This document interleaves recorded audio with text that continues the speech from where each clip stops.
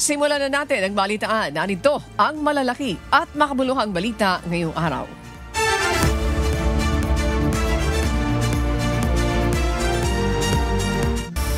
Ipinahayag ni House Committee on Public Order and Safety at Manila 2nd District Representative Rolando Valeriano na hindi ang Kamara ang nasa likod ng insertion sa 2025 budget. Kaya pinagsumiti nito ang Department of Budget and Management ng variance report o ulat ng pagkakaiba sa pagitan ng inaprobahang 2025 House General Appropriations Bill at General Appropriations Act. Hindi naman sinagot ng direkta ni Congressman Valeriano kung ang Senado ba ang nasa likod ng congressional insertions. Nakakaladkad ang kontrobersiya ng 2025 national budget sa deliberasyon ng panukalang pambansang pondo para sa 2026. Sa Martes, August 26, muling ipagpapatuloy ang deliberasyon ng House Committee on Appropriations sa proposed 2026 national budget. Meron naman na kasing paper trail po yan, di ba? So, akin dyan, pagka sinabit during the press, during the budget hearing na Secretary ng DBM, makikita naman po natin yan kung saan nanggaling yung insertion na yan, kung saan na bago. Confident po ako na hindi sa House nanggaling yung insertion na yan. Hataw Balita ngayon! Nanindigan ng Samahang Industriya ng Agrikultura o SINAG na hindi sagot ang agarang pag-amyenda sa Rice Tarification Law o RTL sa isyu ngayon sa agricultural sector, pangunahin sa mga magsasaka. Ayon sa SINAG, ang pag-amyenda sa RTL ay posibleng maging banta sa alokasyon na 30 billion pesos sa mga magsasaka. Noong Miyerkules, humiling ng suporta si Agriculture Secretary Francisco Chu Laurel Jr. kina House Representatives Committee on Agriculture na pinamumunuan ni Quezon Representative Wilfredo Mark Enberga para sa panukalang pag-amyenda sa Rice Tarification Law.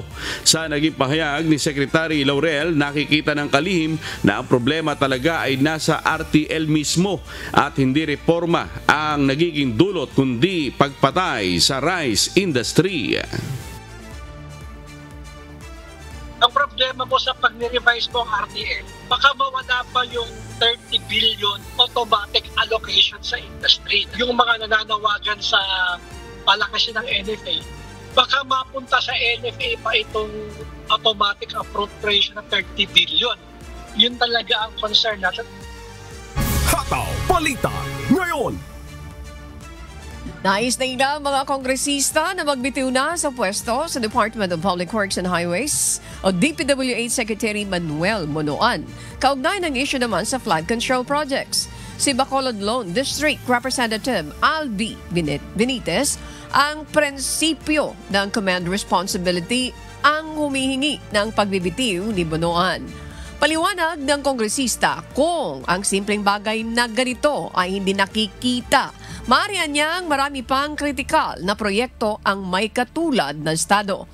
Tulad niya ng sinabi ng Pangulo sa kanyang SONA, buwelta nito kay Bonoan ay mahiya naman ito at magbitiw na sa pwesto. Si Kamanggagawa Party List Representative Eli San Fernando, resignation din ang panawagan dahil DPWH naman ang ulo ng mga flood control projects. Mr. President, PBBM, sibakin nyo na po si Secretary Bonoan dyan sa DPWH.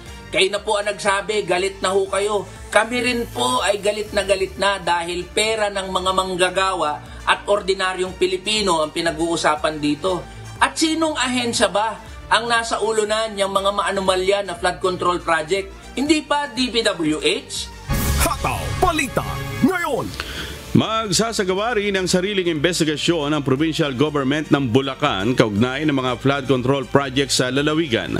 Ayon kay Bulacan, Governor Daniel Fernando, hihintayin lang muna niya ang mga naunang investigasyon bago sila magsagawa ng bukod na investigasyon sa lalawigan. Nilinaw naman ng gobernador na wala silang alam o koneksyon sa mga proyekto sa flood control projects, lalo na sa Kalumpit at Hagonoy. Kamakailan lamang pinuntahan ni Pangulong Ferdinand Marcos Jr. ang flood control project sa Bulacan at natuklasang ito'y mga ghost project. Hindi naman nagdaan sa amin talaga yan sa totoo lamang. Hindi talaga sa amin nagdaan. And even the courtesy call namin, hindi nagdaan sa amin, even the courtesy call nagdaan. Pero yung masasabi kong ghost project, sila nakakaalam nun eh. Hindi ko naman alam talaga yung mga ghost project nila. Sila nakakaalam nun, yung national government. Hataw Balita ngayon. Naamoy umano ni Vice President Sara Duterte na amoy alak si Pangulong Ferdinand Marcos Jr. nang alas 10:30 pa lang ng umaga. Suspetsa pa niya na whiskey ang iniinom ni PBBM ng oras na yon. Ayon sa pangalawang Pangulo, ito niya ang nagpatibay ng kanyang desisyon noong June 19, 2024. Kaya siya nag-resign bilang kalihim ng Department of Education o DepEd. Bahagi ito ng mga pahayag ni BP Sara sa pahayag ng Malacanang nang tawagin siyang complete failure sa pamumuno sa DepEd. Tugon naman ni Palace Press Officer Yusek Claire Castro na mahirap paniwalaan ang mga kwento na madalas nagiging source ng fake news. Ang clincher dito, hindi yun eh. Hindi yung gusto niya akong manatili at magtrabaho para sa kanya sa administrasyon. Yun yung pag-alis ko, nagbeso-beso siya sa akin. Pero amoy alak siya at 10:30 in the morning. Doon na-confirm yung decision ko na mag-resign. So, hindi ako ang failure. Siguro, ang failure is yung 10:30 pa lang ng umaga, amoy alak ka na. Hataw Balita ngayon. Ikinatuwa ng mga taga-suporta ng mga Aquino na hindi binago ang petsa ng Ninoy Aquino Day ngayong taon na ginunita kahapon August 21. Noong 2024, iniurong ito ng Marcos administration sa petsang August 23. Git ng mga taga-suporta ni Ninoy, wag nang pakialaman ng Pangulo ang petsang ito. Ang pagkamatay ni Ninoy ay hindi isang simpleng holiday kundi parte ng kasaysayan na nagpabago ng landas ng bansa. Kahapon, nagsagawa ng programa ang mga kamag-anak at taga-suporta ng pinaslang na dating senador sa Ninoy Aquino International Airport. Pwede naman palang hindi gawing holiday economics, di ba? So it works even better. Now my advice is, for all those who continue to do initiatives to make the people forget, siguro tigilan na po natin yung ganon.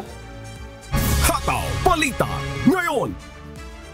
Hindi itinuloy ng Commission on Elections ang pagsisimula sana kahapon ng pag-iimprenta ng 2.3 million na mga balota para sa Bangsamoro parliamentary elections sa October 13.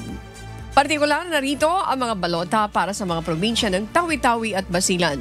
Ayon kay COMELEC Chairman George Erwin Garcia, pinag-aaralan na nila ang epekto ng ipinasang panukalang batas o Parliament Bill No. 351 para sa redistribution ng 7 parliamentary seats na orihinal na nakatalaga sa Sulu.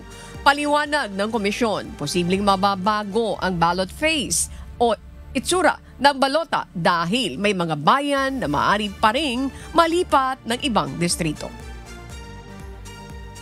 Kung merong bayan na nawala at naalis doon sa distrito kung saan siya originally kabilang, kahit pa nga yung kandidato ay mananatili doon sa distrito kung saan siya nag-file, kahit yung kanyang sariling bayan ay nailipat na, may effect po yan sa ating pong printing sapagkat tatandaan ng lahat na ang mga balota ay maliban sa precinct specific dahil ito ay automated election, yung mga pictures at yung mga kandidato rin po ay specific sa bawat distrito sapagkat nakaprint yung mga pictures at pangalan ng kandidato din sa mga balota at hindi ito isinusulat katulad ng manual na halalan.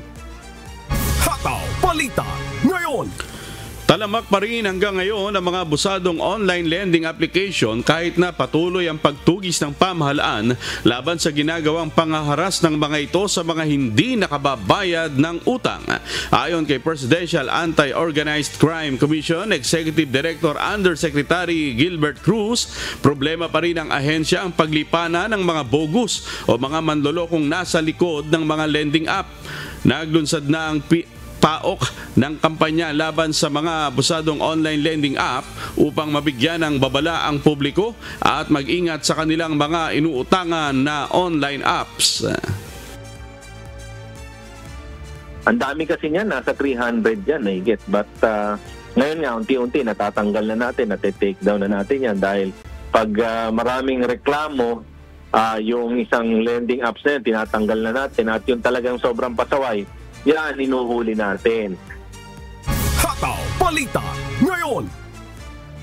Ipinatigil na ni Manila City Mayor Isko Moreno Dumagoso ang konstruksyon ng isang proyekto ni Manila City 3rd District Representative Joel Chua dahil sa kawalan ng mano ng kaukulang permit.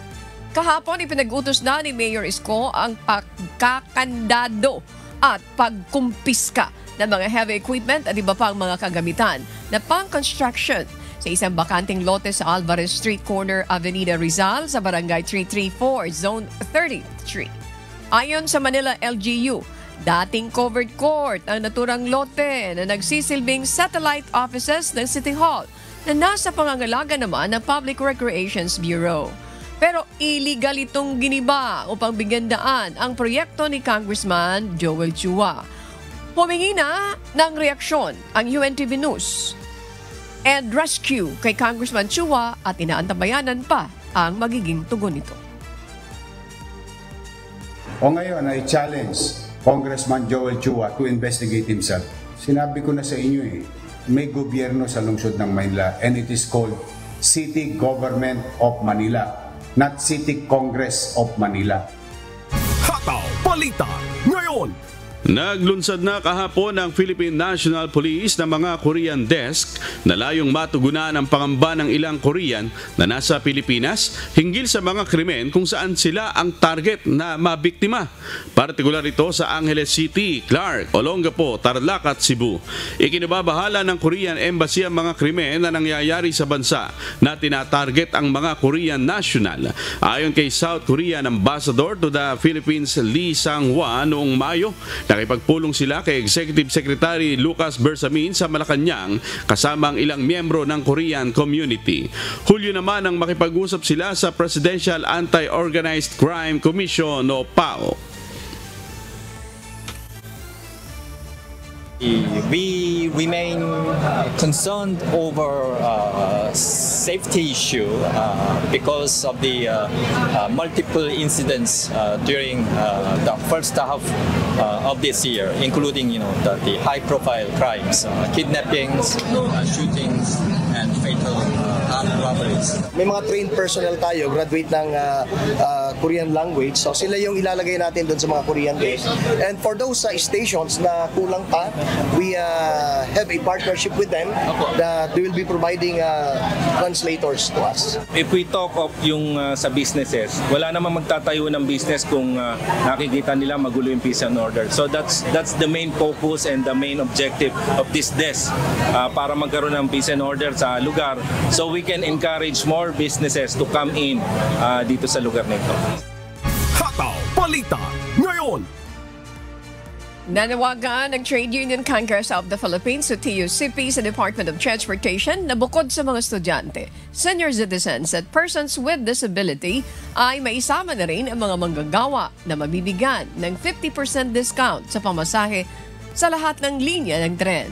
Sa ipinakitang computation ng TUCP, nasa 35 pesos ang isang trip o 70 pesos ang balikang pamasahe mula Antipolo hanggang Recto Station ng LRT Line 2. Kaya naman kung susumahin aabot sa 1,680 pesos ang kabuang gastos ng pamasahe sa LRT2 sa loob ng isang buwan ng isang commuter.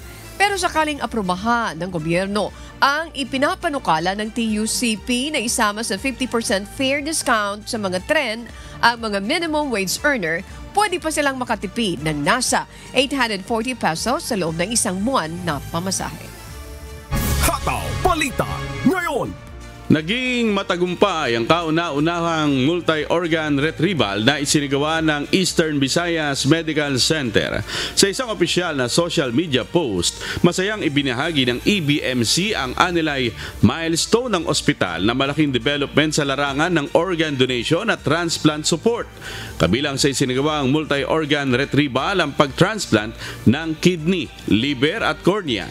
At bilang pagpupugay naman sa kabayanihan ng organ donor, binigyan siya ng mga medical personnel ng EBMC ng isang honor walk dahil sa pagbibigay niya ng panibagong pag-asa para sa marami pa nating mga kababayan na nangangailangan ng organ transplant.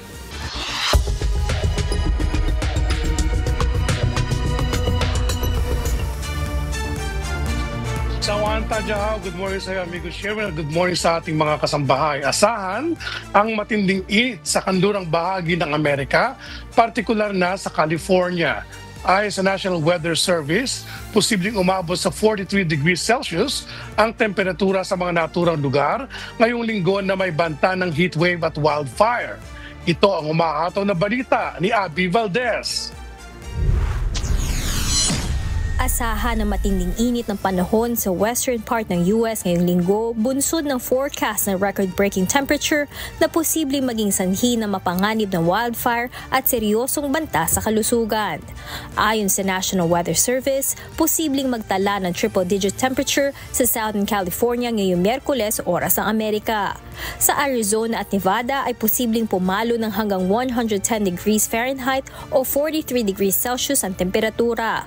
Bagaman hindi na bago sa bansa ang matataas sa temperatura, lalo na sa panahon ng tag-init o summer, ayon sa NWS ay lalong pinaiigting ng climate change ang sitwasyon at mas mahaba ang epekto kumpara sa mga nagdaang taon. Nagbabala ang ahensya sa banta na matinding init sa kalusugan at ang posibleng heatwave at wildfire sa mga disyertong bahagi ng Southwest hanggang California. Abby Valdez, humahataw sa Balita Ngayon.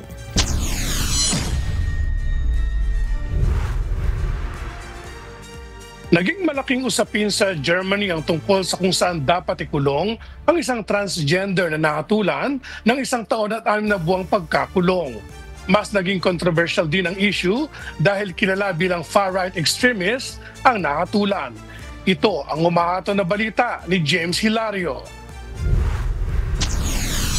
Hinatulan ng Halle District Court sa Saxon-Anhalt ng Germany si Marla Svenja Libich noong July 2023 ng 1 taon at 6 na buwang pagkakakulong dahil sa incitement to hatred, paninirang puri at pambabastos.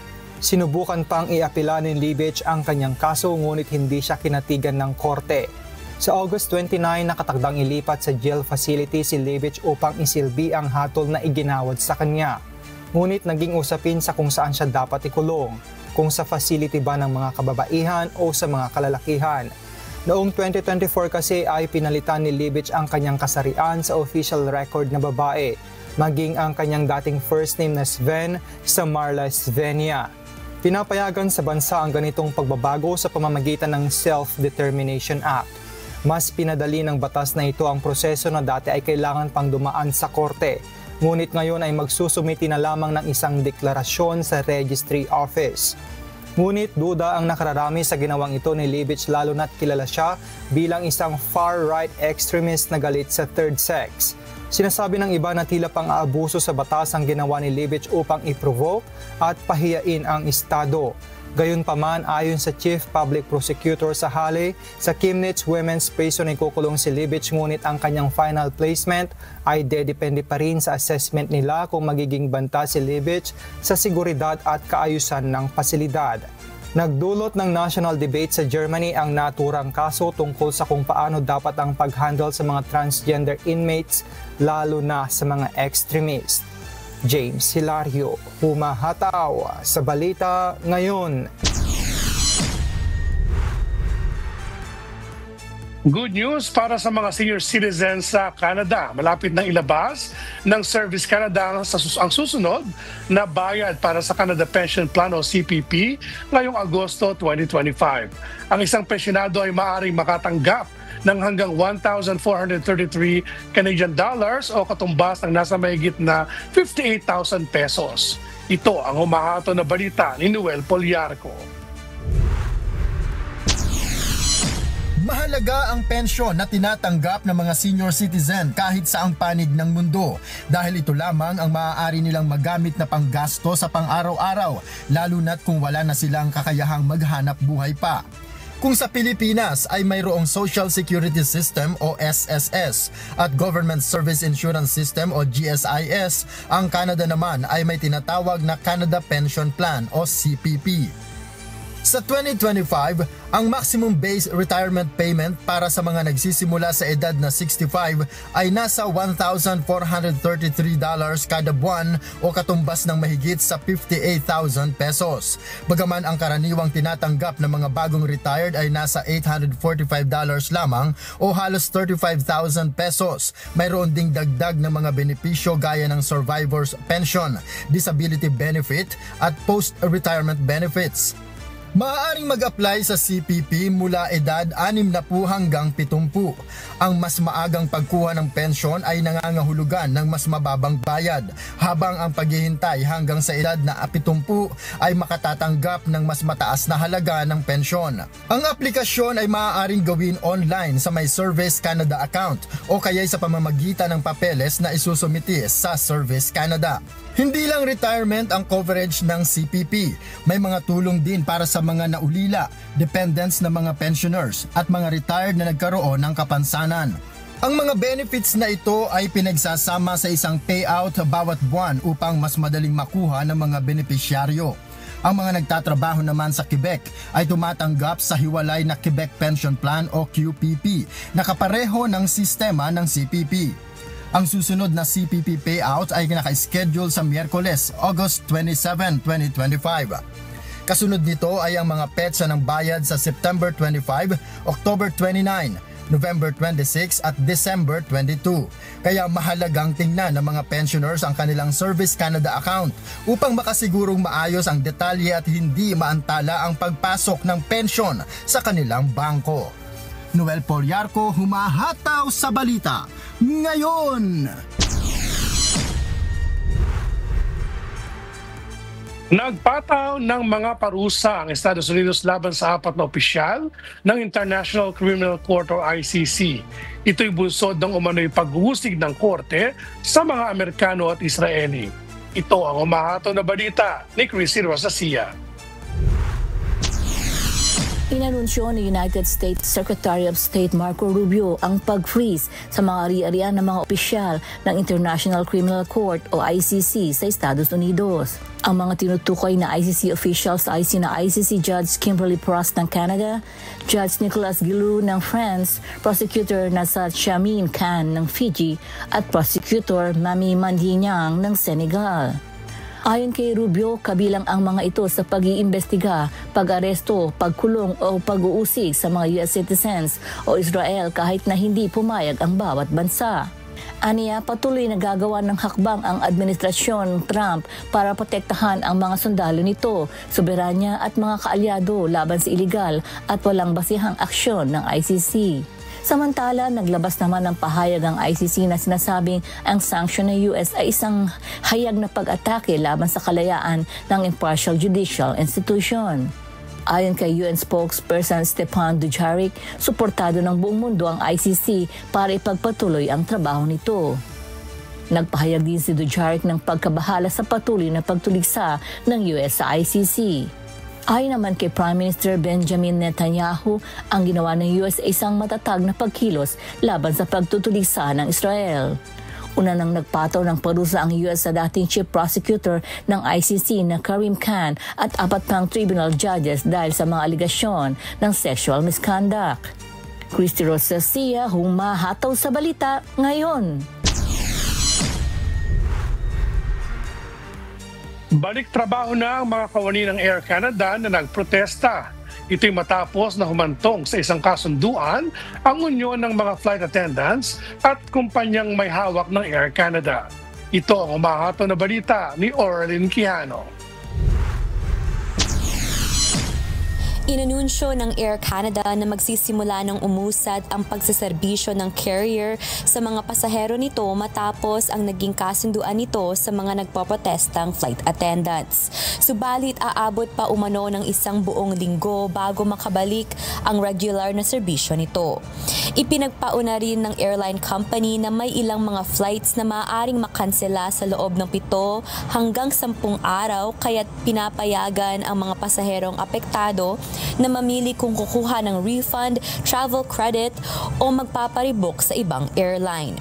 Matatandaang noong Sabado, August 16th, nang magsimulang magprotesta ang mga flight attendants nang hindi ibinigay ang kanilang kahilingan hingil sa sahod sa trabahong ginagawa nila sa ground.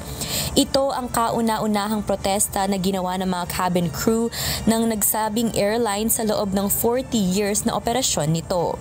Bagamat hindi pa nagbibigay ng detalye sa naging kasunduan, sinabi ni Mark Nasser, ang Executive Vice President and Chief Operations Officer ng Air Canada, na naayos na nila ang ground pay na hinihingi ng mga flight attendants.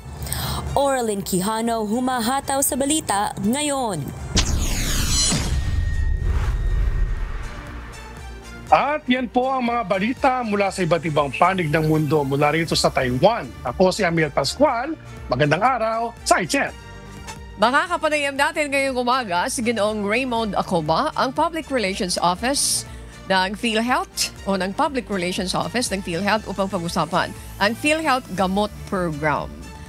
Magandang umaga sa inyo, Sir Mon, and thank you for joining us this morning. Yes, good morning, Ms. Annie, at magandang umaga din po sa lahat ng mga nakikinig at nanonood ngayong umagang ito dito sa Hataw Balita. Okay. Maraming salamat. We have a limited time pero susumahin natin sa loob ng 10 minuto. Ano ba itong gamot program na ito ng PhilHealth at paano makakakuha ang ating mamamayan nito? Sino-sino ang maaaring makinabang dito sa PhilHealth Gamot Program na ito? Anong mga requirements? Hindi ba mahihirap kunin ito? Sir Mon, please go ahead. Okay. Ang PhilHealth Gamot, ang ibig sabihin niyan is guaranteed and accessible medications for outpatient treatment.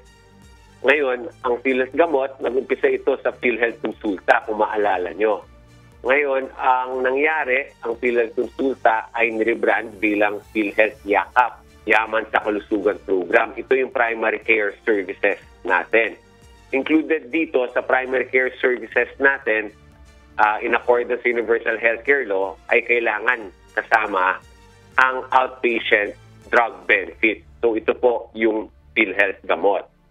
So paano makaka-avail dito? Dapat dumaan tayo sa mga Yakap clinics. Kailangan magpa-register tayo bilang Yakap beneficiary. At tayo mismo, member's choice, ang pipili ng Yakap clinic. Pag dumaan ka sa Yakap clinic, syempre nandyan yung Yakap physician in order to assess and recommend, okay, kung meron kang mga kailangan na diagnostic and laboratory test, at kung nakita yung resulta, kung kinakailangan ng gamot, magbibigay ngayon ng gamot prescription slip. Okay? Pag nakuha mo yung gamot prescription slip, yung 21 medicines na kasama sa PhilHealth formerly Consulta, no, na Yakap, makukuha mo kaagad yan sa Yakap Clinic. Yung additional na 54 na nasa ilalim ng PhilHealth Gamot ay pwede mo naman makuha sa mga partner drugstore dispensing facility. So, ang PhilHealth Gamot ay para sa lahat po, no? Ito ay para sa lahat ng Pilipinos. Regardless if you are the member or dependent, lahat po tayo dito sa PhilHealth Gamot ang makikinabang. Paano makasali?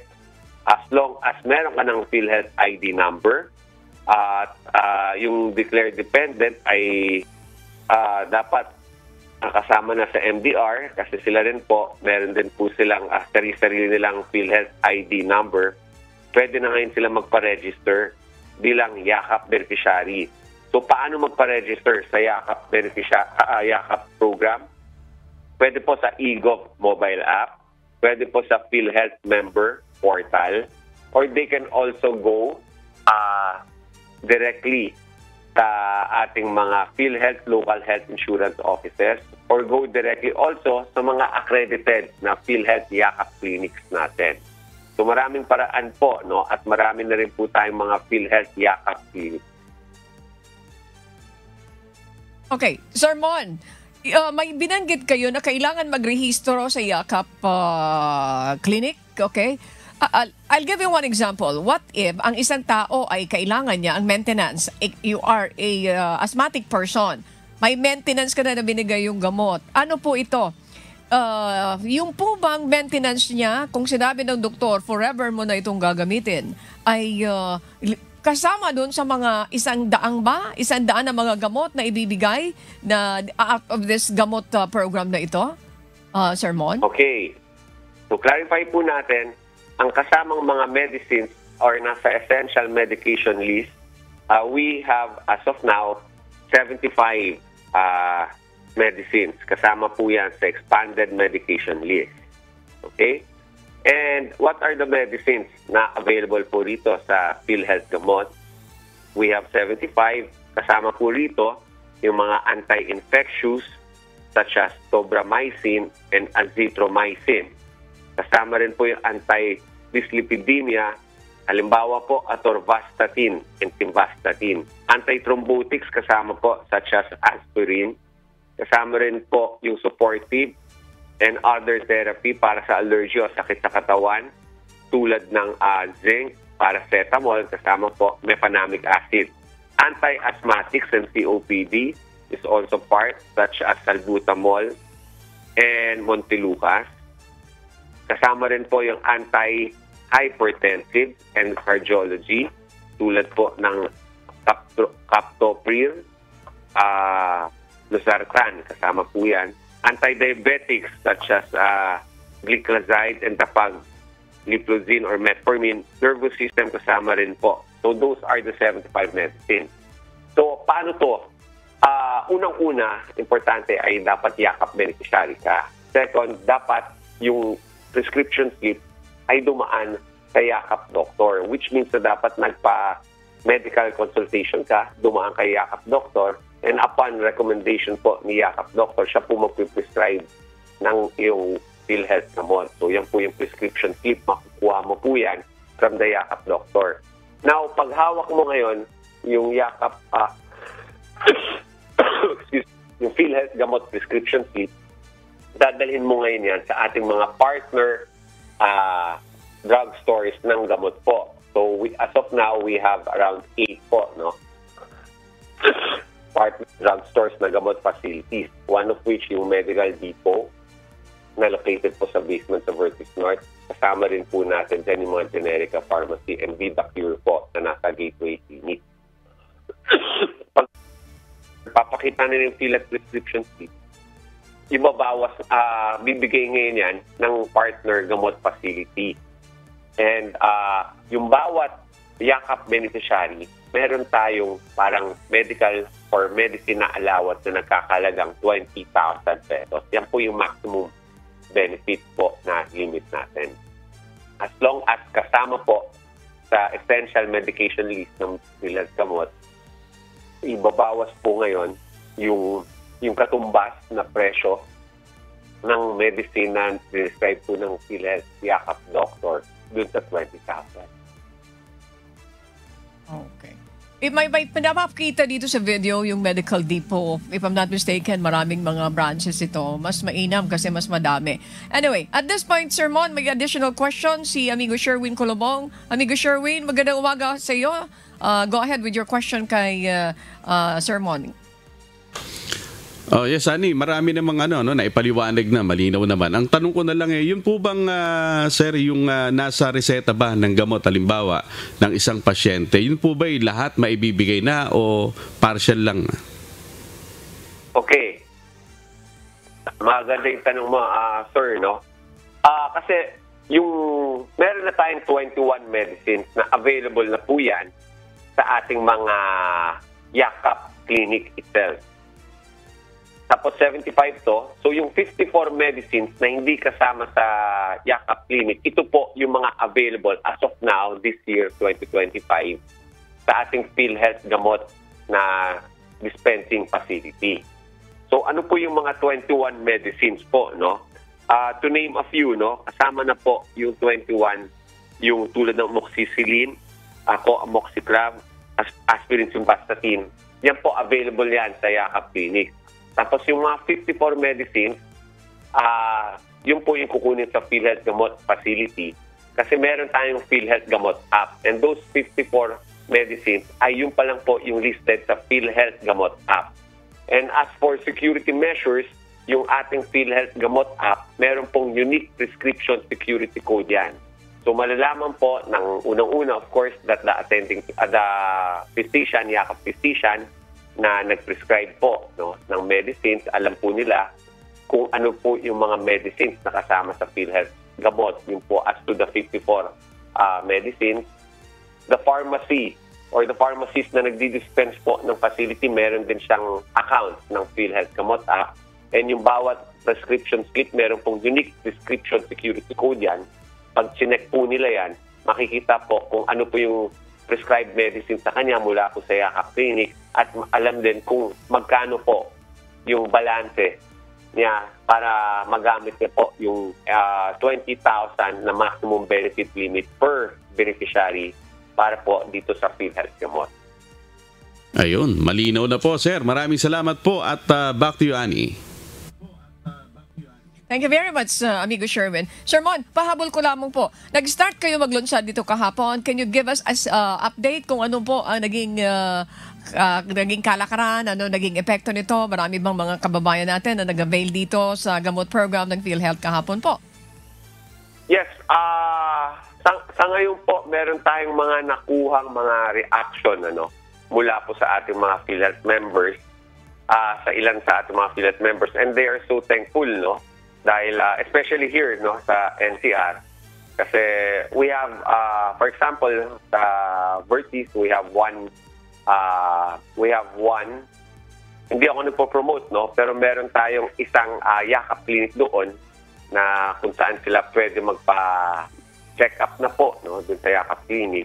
And sa baba naman ng mall na yon, meron na rin po tayong Yakap PhilHealth Gamot Facility wherein na diretso na pupunta sila doon para maka-avail po ng PhilHealth Gamot o medicines as prescribed po ng isang Yakap Clinic. So ngayon, Miss Annie, ang paalala po natin kasi ang PhilHealth po ginagawa na po natin lahat, no? Itong primary care services na para maibigay natin sa ating mga members. Tandaan natin that itong Yakap program is for all Filipinos. Doesn't matter po kung may sakit kayo or wala. As long as you are a member or dependent ng PhilHealth, dapat magpa-register na po kayo bilang Yakap beneficiary. At kasi kayo po yung pipili, no, ng inyong Yakap clinic. And for practical reasons and conveniency, mas maganda kung pipiliin nyo po yung pinaka-accessible, yung madaling puntahan para anytime na kailangan nyo magpa-check up, nandiyan lang po yung Yakap Clinic nyo na available. Tandaan nyo po na sa ngayon po yung ating PhilHealth Yakap program, hindi pa siya portable.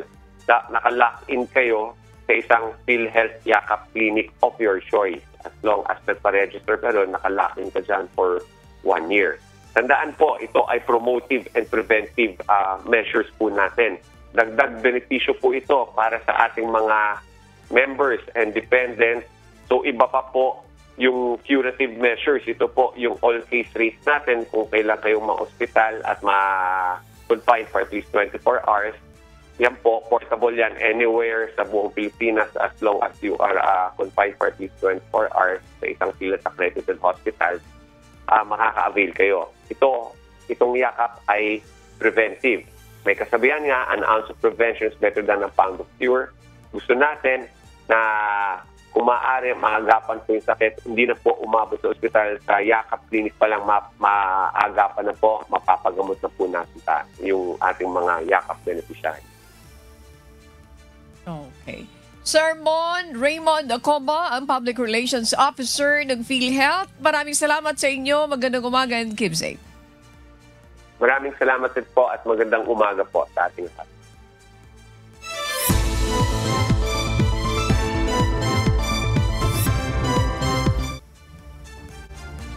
Nasamsam naman ang Coast Guard Station Southwestern Palawan o CGSSWP at mga katuwang na ahensya ang 182 tuyong shells na giant clam o taklobo sa baybayin ng Barangay Merville, Balabac. Si Kier Saiman humahataw.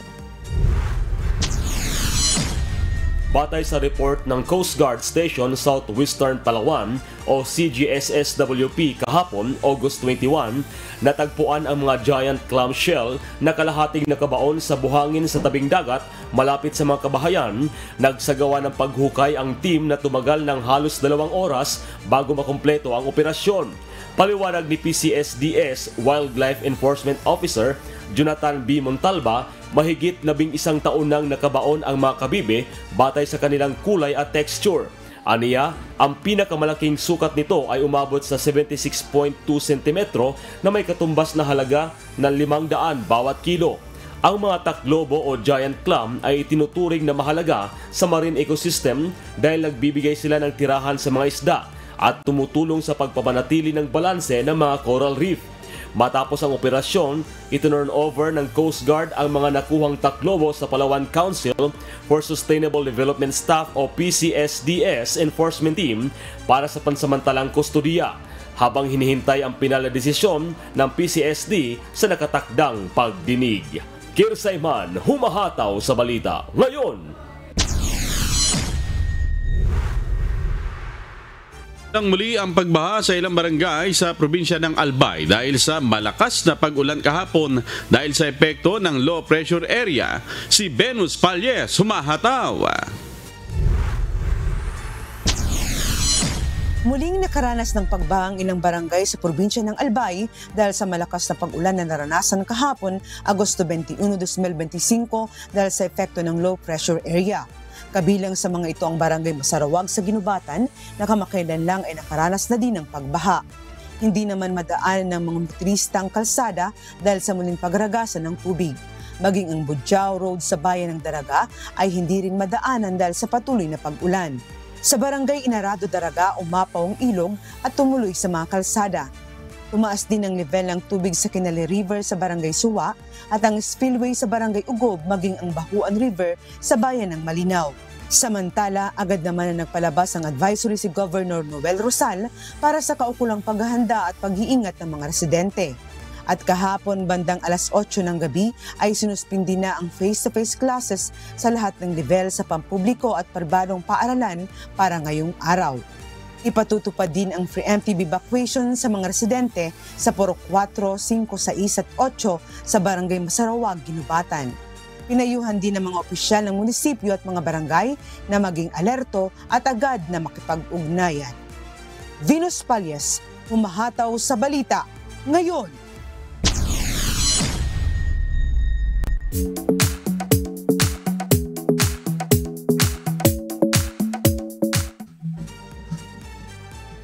Opisyal na inilabas ng Wish 1075 ang exclusive performance ng OPM powerhouse na si Gigi Delana para sa kantang Sarhan.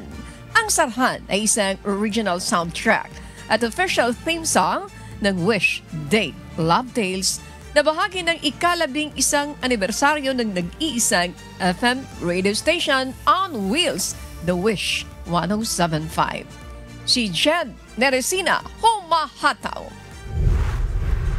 Paano ba tatanggapin ulit-ulit na sakit kung ako ang may sala? Bakit magpipilit? Bakit pa ba umaasa sa wala ay kumakapit kayong ikaw naman pala'y may iba nang iniibig? Marami nga ang nakarelate, nasaktan at napaluha sa emotional performance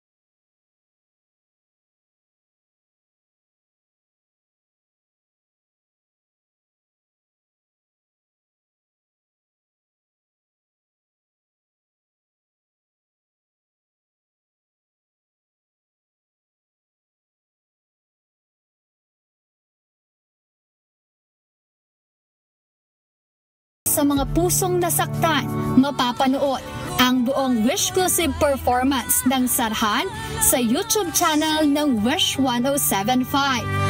Pakiusap ko na wag na muling buksan, sobrang sakit ng nararamdaman. Itong ating kwento'y tuluyan ng sarhan. Kailangan ko nang ika'y kalimutan. Jed Neresina, humahataw sa balita ngayon.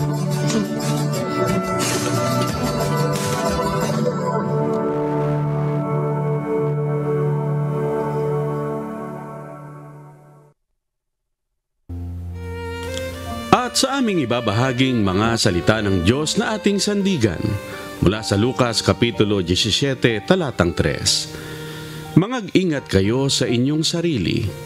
Kung magkasala ang iyong kapatid, sawayin mo siya.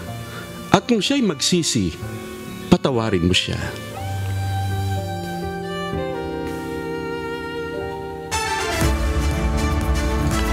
At yan po ang mga umahataw na balita ngayong umaga ng Biyernes, ika-22 sa buwan ng Agosto 2025. Ako po inyong amigo, Sherwin Kulubong.